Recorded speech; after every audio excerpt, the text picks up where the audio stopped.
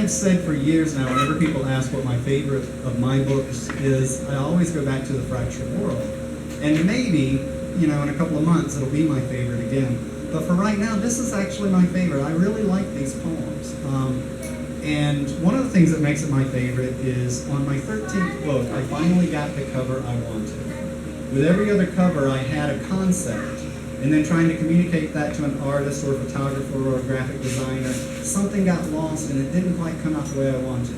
Joe Young, who is one of the photographers that we have on exhibit here until the end of the year, in the front room, created this photograph based on what I told him I wanted, and it is exactly the way I envisioned it. So I love this cover, and that is a mason jar with reflective blue inside and silhouetted fingers wrapped around it as if you're holding, and they're called galaxy jars.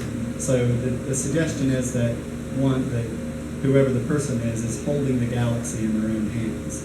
And that goes along, of course, with the title, thinking about the next big bang and the galaxy at the edge of town.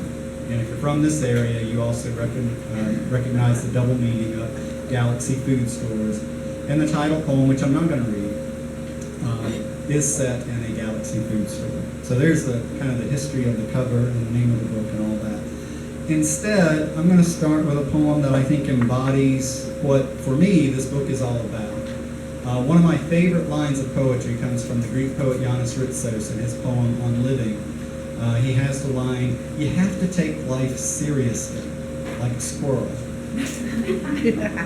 And if you think about it, if you've ever watched a squirrel, they take life so seriously. They're always in a hurry. They're always packing away food and building a better nest and racing the car across the street. They lose most of the time, but they still do it.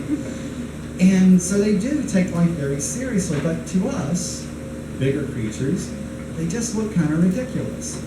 And I think on a larger scale, on a universal scale, to some bigger than us creature, we must look very ridiculous in how seriously we take life. And yet I think if we don't take life seriously, we probably get nothing done.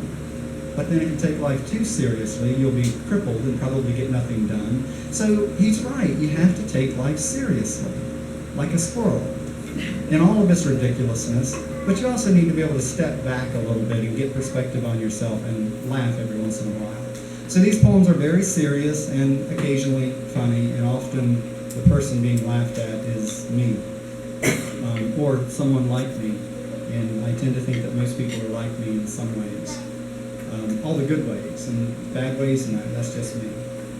So this first poem, who hasn't contemplated civil disobedience stuck behind a tractor trailer carrying chickens to Dobson, North Carolina? That's the title, that's not the poem. All right, here's the poem. I mean, we've all been there, right?